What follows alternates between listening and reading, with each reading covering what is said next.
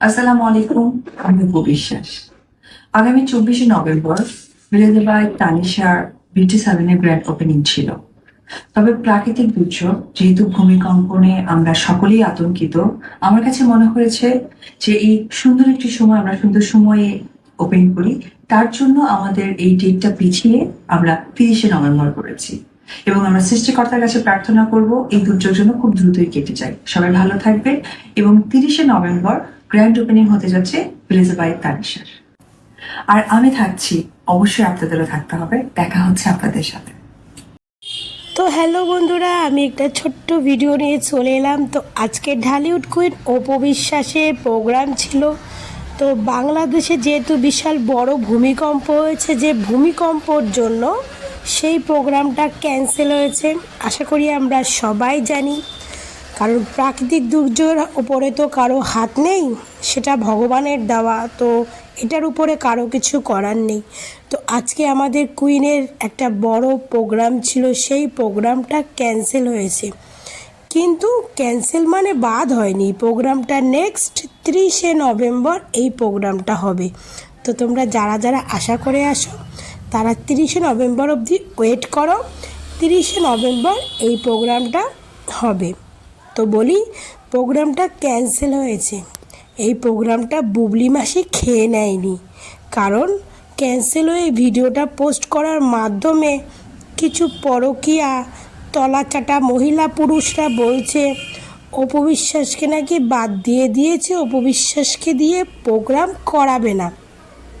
তো বলি, তোদের কুত্তা জাতদের কোনো কিছু বলতে ভালো লাগে না, তাও ছোট্ট করে একটা ভিডিও পোস্ট দিলাম যে এই প্রোগ্রামটা ক্যান্সেল হয়েছে আজকের জন্য, কারণ প্রাকৃতিক দুর্যোগের ওপরে তো আর মানুষের হাত নেই। কিন্তু এই সেম প্রোগ্রাম 30 তারিখে রয়েছে, বুঝলি পরকীয়া রানীর পোচ্চাটা তলাচাটা ভক্ত।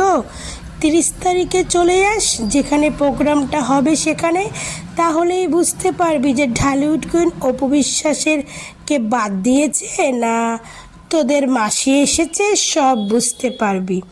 তোদের কুত্তার বাচ্চাদের না রিপ্লাইটা দিতে গেলেও না নিজেকেও মাঝে মাঝে একটু কুত্তি হতে হয়, বুঝলি 12 ভাতারির দলেরা।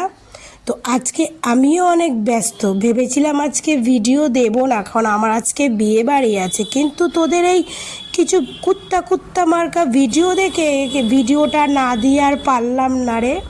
30 তারিখে তোদের ইনভাইট রইল অপু বিশ্বাসের প্রোগ্রামে। দেখ, সেই প্রোগ্রামটা অপু বিশ্বাস করে না বুবলি করে। 30 তারিখ অবধি ওয়েট কর, তাহলেই বুঝতে পারবি, বুঝলি। আগে থেকেই কেন নেগেটিভিটি ছড়িয়ে দিস?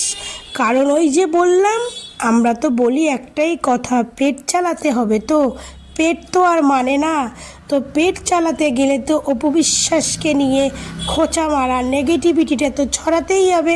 এটা তো তোদের পরকীয়া রানীর ভক্তদের একটা জন্মগত পেশা হয়ে গেছে, কারণ তোরা তো অপু বিশ্বাসের নাম করেই খাস। তো এখন তোদের এটা একটা পেশায় দাঁড়িয়ে গেছে, তাই পজিটিভ কিছু না বললেও অপু বিশ্বাসকে নিয়ে চলো, ভালো ব্যাপারেও আমরা নেগেটিভিটি ছড়াই। তো জানোয়ারের বাচ্চা, তোদের কাছ থেকে কিছু আশা করি।